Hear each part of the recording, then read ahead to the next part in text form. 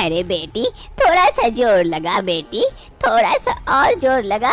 देख अभी नन्हा मुन्ना राजा बाहर आ जाएगा। आ, आ, आ। माला को बच्चा होने वाला था। दाई माँ उसकी मदद कर रही थी। तभी माला के साथ शकुंतला वहाँ पहुँचती है। अरे दीदी हुआ क्या? अरे नहीं नहीं नहीं हुआ है, थोड़ा सा धैर्य रखिए, अभी हो जाएगा। अरे बेटी थोड़ा सा जोर दे बेटी। आ, आ, आ। बस बस बस हो गया, हमारा राजा बेटा आ गया। ये देख बेटी तेरा राजा बेटा आ गया है। अरे लीजिए आपका पोता हुआ है। अरे दीदी मेरा पोता रो क्यों नहीं रहा है?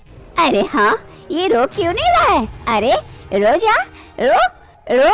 काफी कोशिश करने के बाद भी बच्चा नहीं रोता है। तब दाई माँ को पता चल जाता है, अरे आपका पोता मरा हुआ पैदा लिया है, इसीलिए नहीं रो रहा है। क्या पता ये श्रापित गांव कब फलेगा फूलेगा, कब इस गांव में बच्चा पैदा लेगा, वो भी जिंदा। ऐसे ही दिन बीतने लगते हैं। एक रोज पता चलता है कि पूजा को बच्चा होने वाला था। सभी गांव वाले पूजा के घर के बाहर इंतजार कर रहे थे, ये जानने के लिए कि पूजा को बच्चा जिंदा पैदा होता या मरा हुआ। कुछ ही समय बाद खबर आती है, पूजा बच्चे को रोते हुए लेके बाहर आती है। अरे सब कुछ खत्म हो गया, ये देखिए मेरा बच्चा मरा हुआ पैदा लिया। मेरा बच्चा। अरे हमारे इस श्रापित गांव को कब मुक्ति मिलेगी, कब जिंदा बच्चा पैदा लेगा? अरे ऐसे कैसे पैदा लेगा, ये श्रापित गांव है, इसे कुछ करना होगा या फिर हमें इस गांव को छोड़ के चले जाना होगा। अरे काकी इस गांव में हमारा जन्म हुआ है, हम कैसे अपने इस जन्मभूमि को छोड़कर चले जाए, हमें कुछ इसका उपाय निकालना होगा। ऐसे ही कुछ दिनों बाद राधा को बच्चा होने वाला था। गांव वाले इंतजार करते हैं राधा के इस बच्चे के होने का। तभी राधा उस बच्चे को लेकर बाहर आती है रोते हुए। गांव वाले समझ जाते हैं इसे भी मरा हुआ बच्चा पैदा लिया है। अंत तक सभी गांव वाले परेशान होकर एक मीटिंग बुलाते हैं, जहां पर सभी गांव वाले आते हैं। अरे सरपंच जी इसका कोई तो उपाय निकालिए, हमारे घर बच्चे हो रहे हैं, वो भी मृत पैदा ले रहे हैं, ये श्रापित गांव का कुछ तो करिए उपाय। हाँ सरपंच जी, वरना हमारा गांव तो खत्म हो जाएगा, इसे आगे बढ़ाने वाला और कोई होगा ही नहीं। हाँ हाँ सरपंच जी कुछ तो उपाय निकालिए। अरे हाँ मैं कुछ उपाय निकालने के बारे में ही सोच रहा था, कुछ तो उपाय निकालना पड़ेगा। ऐसे श्रापित गांव में कोई फायदा नहीं है रहकर, वरना हमें गांव छोड़ के चले जाना चाहिए। लेकिन हमारी ये जन्मभूमि है, हम इसे छोड़ के भी नहीं जा सकते और इस श्राप से मुक्ति के लिए कुछ तो करना होगा। अरे सरपंच जी मैंने सुना है कि जंगल के एक गुफा में एक बाबा जी रहते हैं, वो ये सब काम करते हैं, भूत प्रेत भगाने वाला। क्या उनके पास हमारे इस श्राप से मुक्ति पाने का उपाय होगा? हम वहाँ जाके भी देख सकते हैं एक बार बाबा जी से मिलकर। क्या बोल रहे हो चाचा, हमें इस बाबा उबा के चक्कर में नहीं पड़ना चाहिए। अरे बेटा वो सही कह रहे थे, तुम्हारे पास इस श्राप से मुक्ति पाने का कोई दूसरा उपाय है तो बताओ, और अगर नहीं है तो हम वहाँ जाके देख सकते हैं, अगर वो बाबा हमारी कुछ मदद कर दे तो। हाँ सरपंच जी आप सही करें, हमें उस बाबा के पास जाना चाहिए मदद के लिए। अरे हाँ हमें जाना चाहिए उनके पास, अगर उनके पास कोई उपाय हो तो ठीक है। सभी कोई के रजामंदी से कल हम उस बाबा के पास जाएंगे। दूसरी सुबह सूरज निकलने के साथ साथ सभी गांव वाले उस बाबा के पास पहुंच जाते हैं। उस गुफा में सरपंच जी अपने गांव के बारे में सारी व्यथा उस बाबा को बताते हैं। वह बाबा सुनने के बाद, ये क्या कह रहे हैं, ऐसा श्रापित गांव, इसमें जरूर कुछ हुआ है। नहीं मुझे जाकर देखना चाहिए, तभी मैं कुछ कर पाऊंगा। हाँ बाबा आप भी चलिए, आप भी चल के देखिए हमारे गांव को और हमारे गांव को बचा लीजिए, इस श्राप से हम गांव वालों को मुक्त कराइए। सभी गांव वाले इस बाबा को लेकर अपने गांव की ओर आते हैं। तभी सरपंच जी पुल के ऊपर चढ़ता है, लेकिन बाबा वहीं रुक जाते हैं। अरे क्या हुआ बाबा, आइए बाबा। अरे नहीं, घोर अनर्थ, तुम्हारा गांव कहाँ है? बस बाबा ये पुल पार करते ही हमारा गांव पड़ता है।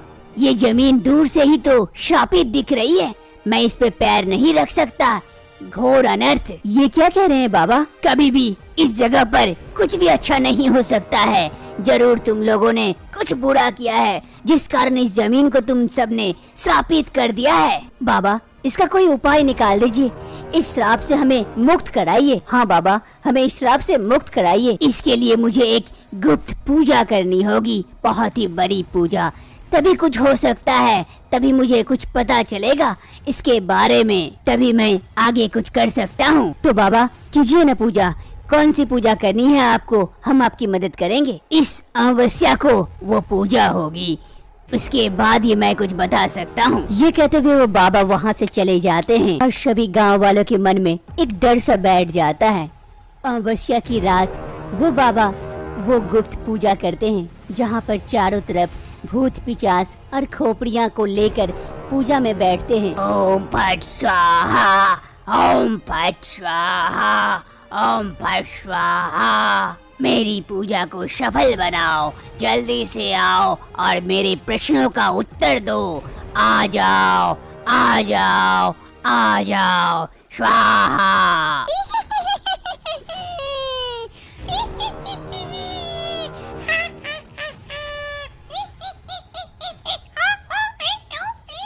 स्वाहा, जल्दी आओ, जल्दी आओ और मेरे प्रश्नों का उत्तर दो।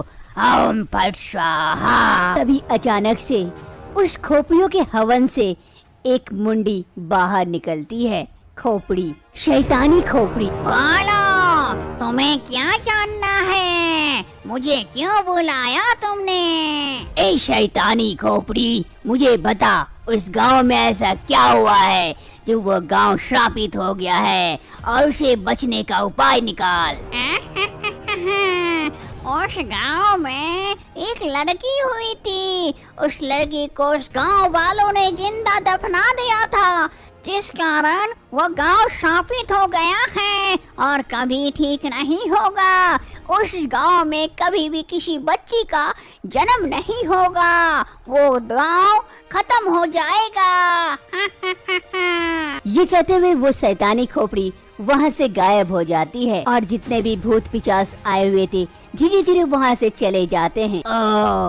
उस गांव का श्रापित होने का यही कारण है। उस गांव को श्रापित होने से सिर्फ एक ही वजह बचा सकती है, जन्म। उस गांव में किसी बच्ची या बच्चे का जन्म होगा, तभी वो गांव श्राप मुक्त होगा।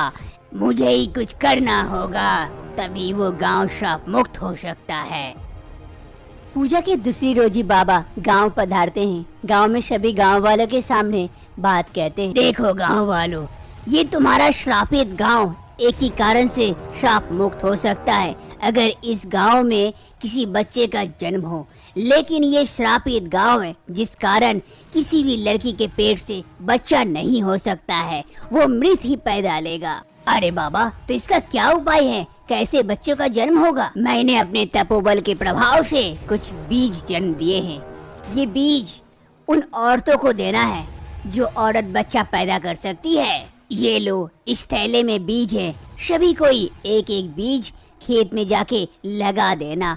उसमें से पौधा निकलेगा और उसका खास ख्याल रखना होगा तुम लोगों को, और फिर वो पौधा धीरे धीरे बड़ा होगा और बड़ा होते ही उस पौधे से फल नहीं, तुम्हारे बच्चों का जन्म होगा। तभी ये गांव श्राप मुक्त होगा और तुम्हें तुम्हारा बच्चा प्राप्त होगा। क्या ये कैसे हो सकता है? पेड़ से कोई बच्चा होता है क्या? अरे बेटी, जरूर होगा, बस भरोसा रखना। फिर वो बाबा वो बैग देकर वहाँ से चले जाते हैं। सभी गांव वाले मिलकर एक सुरक्षित जगह बना दिए थे, जहाँ पर गांव की औरतें आ जाती है और थोड़ी सी खुदाई करती है, और फिर जो बाबा वो बीज दिए थे वो सभी कोई आपस में बांट लेते हैं और जाकर अपने अपने जगह में लगा देते हैं और उसमें मिट्टी दे देते हैं। इन बीजों का काफी खास ख्याल रखा जाता था। यह औरतें हर समय उसका ख्याल रखती थी, समय समय पर पानी देती थी। धीरे धीरे समय बीतने के साथ साथ उन बीजों में से छोटे छोटे अंकुर निकल आते हैं। अरे अरे देखो, मेरे बीज से छोटे छोटे अंकुर निकल आए हैं। अरे हाँ हाँ, मेरे में भी। अरे हाँ, मेरा भी आ गया। अब जल्दी से ये बड़े हो जाए, पेड़ बन जाए और हमारे बच्चे आ जाए और हमारा ये गांव श्राप मुक्त हो जाए, यही हम चाहते हैं। अब धीरे धीरे वक्त बीतने लगते हैं। वक्त बीतने के साथ साथ वो अंकुरित पौधे धीरे धीरे बड़े होने लगते हैं। इन पौधों को देखकर वो सभी औरतें और गांव वाले काफी खुश होते हैं और वो पौधे देखते ही देखते कुछ ही महीनों में एक बड़ा सा विशाल पेड़ में बदल जाता है। अरे ये पेड़ तो काफी बड़ा हो गया, लेकिन इसमें हमारे बच्चे कब आएंगे? अरे आएंगे आएंगे, थोड़ा सा धैर्य रखो।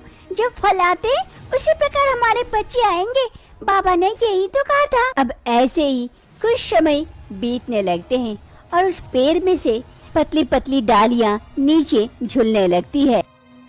और धीरे धीरे समय बीतने के साथ साथ ऐसा समय भी आता है जहां पेड़ में से बच्चे निकल आते हैं। सभी औरतें जब वहां आकर देखती है पेड़ से बच्चे को, तो वो काफी खुश हो जाती है। अरे देखो मेरे बच्चे आ गए। अरे हाँ, मेरे भी बच्चे आ गए हैं, हम सभी के बच्चे आ गए। सभी औरतें दौड़कर पहुंच जाते अपने अपने बच्चों के पास और उन बच्चों को झाड़ियों से काटकर अलग करके गोदी ले लेते हैं। बच्चे पाकर सभी औरतें काफी खुश होती है। अरे हमारे बच्चे आ गए, अब हम इस गांव से श्राप मुक्त हो गए। चलो गांव वालों को बताते हैं ये खुशी। सभी औरतें खुशी खुशी होकर वहां से जाते हैं गांव वालों को बताने के लिए।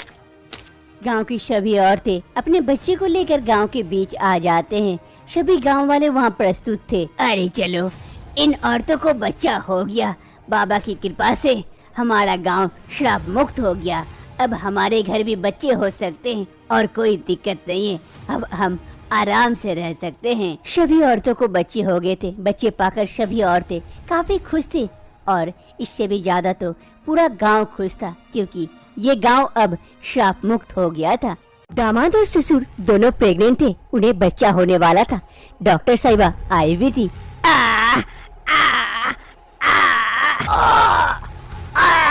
अरे ऐसे करने से बच्चा थोड़ी ना होता है, थोड़ा जोर देना पड़ेगा। अरे डॉक्टर साहिबा क्या करूं, पहली बार है ना, पापा जी का तो दूसरी बार है, तब भी तो नहीं पैदा कर पा रहे हैं। अरे दामाद जी ऐसे ही फटी पड़ी है और तुम कह रहे हो कि मेरी दूसरी बार है। अरे अब जोर लगाइए, बकवास मत कीजिए, तभी बच्चा बाहर आएगा। आपके बकवास करने से बाहर नहीं आएगा। अरे माँ अभी तक बच्चा नहीं हुआ है, क्या हो रहा है वहाँ? अरे बेटी थोड़ा सा सब्र रख, सब्र रख, उन्हें थोड़ा सा पैदा करने में समय लगता है। चलिए चलिए जोर लगाइए, जोर लगा के हैया, जोर लगा के हैया।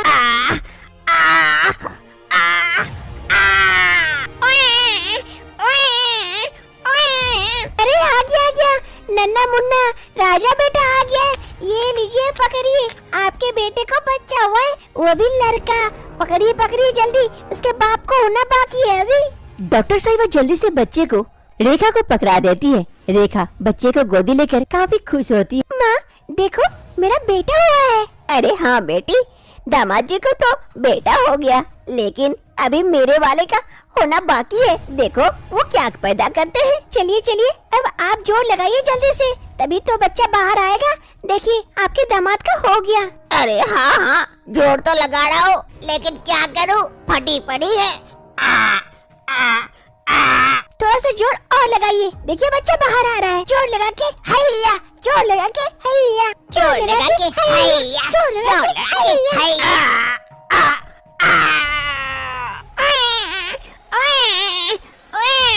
अरे लीजिए आ गया, आपको बेटी हुई है, मुबारक हो। ये लीजिए आपकी बेटी को पकड़िए। अरे बहुत बहुत धन्यवाद डॉक्टर साहिबा, अंत तक इसे बच्चा हो ही गया। आखिर ये कैसे संभव है कि लड़कों को बच्चा हो रहा है और औरतें बच्चा नहीं पैदा कर रही है? जानने के लिए चलते हैं कुछ महीने पहले। राज और रेखा की शादी हो जाती है। रेखा काफी अमीर परिवार की लड़की थी और राज कुछ काम नहीं करता था। राज को घर जमाई के तौर पर शादी करवा रहे थे, जिस कारण राज काफी खुश था कि उसे काम भी नहीं करना पड़ेगा और घर जमाई बनकर वो राज करेगा। शादी की दूसरी रोज सुबह सुबह राज किचन आता है किसी काम से।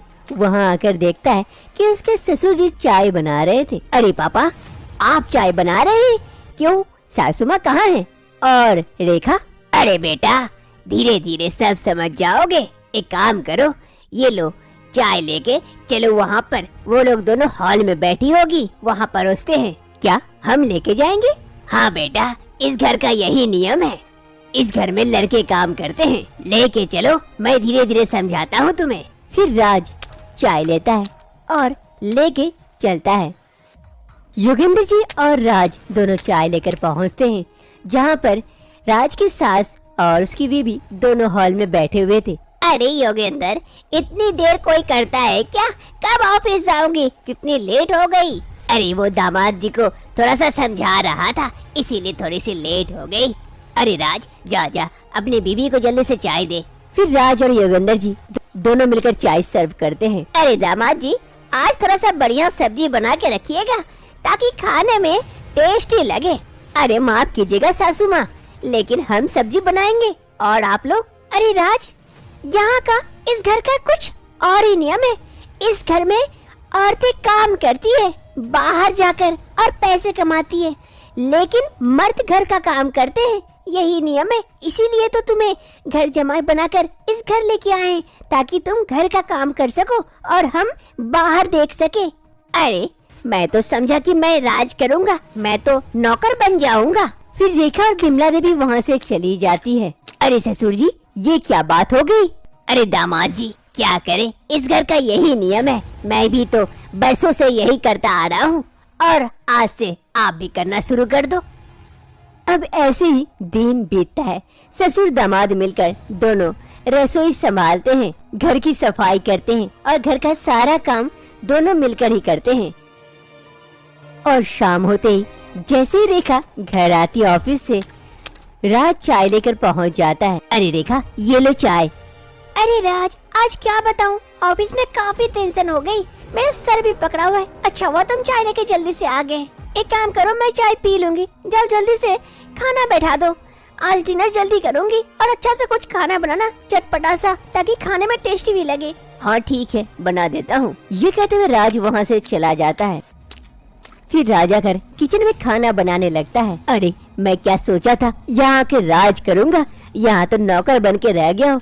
सुबह शाम घर का काम करना पड़ता है, सिर्फ नाम ही राज रह गया है, काम तो नौकर वाला हो गया है। जल्दी से खाना बना लेता हूँ, वरना फिर से चिल्लाएगी। घर जमाई बनकर राज सोचा था राज करेगा, लेकिन राज बन जाता है घर का नौकर। जो सोचा था सो होता नहीं, उसका उल्टा हो जाता है।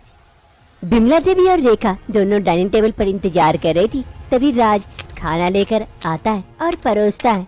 अरे दामाद जी, क्या बात है, इतनी देर हो गई खाना देने में? अब से नहीं होनी चाहिए, मुझे तो समय पे खाने की आदत है। ठीक है सासू माँ, अब से देर नहीं होगी, अब से टाइम पे दिया करूँगा। फिर बिमला देवी और रेखा दोनों खाने लगती है।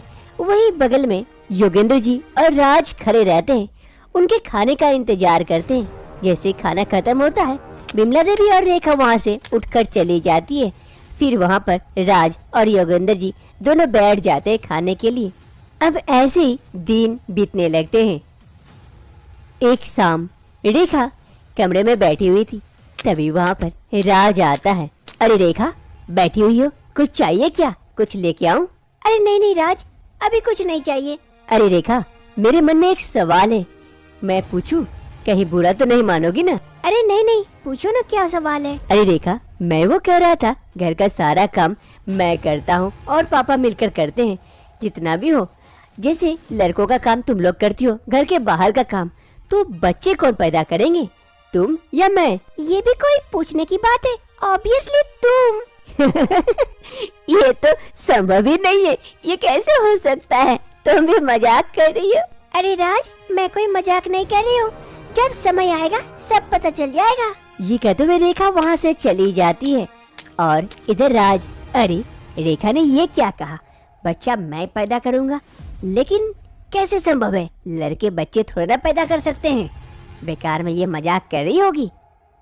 कुछ महीनों के बाद एक रोज रेखा और राज दोनों हॉस्पिटल आते हैं। रेखा प्रेग्नेंट थी, राज उसे दिखाने के लिए आए हुए थे, लेकिन यहाँ कुछ मामला और ही होता है।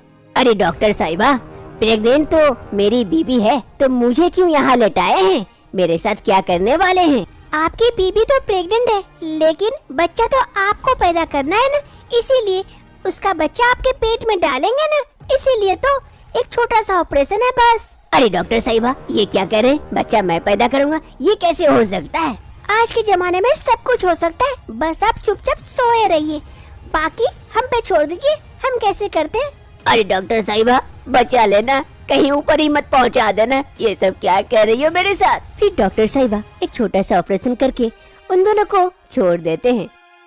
एक रोज राज काफी मायूस होकर कमरे में बैठा हुआ था।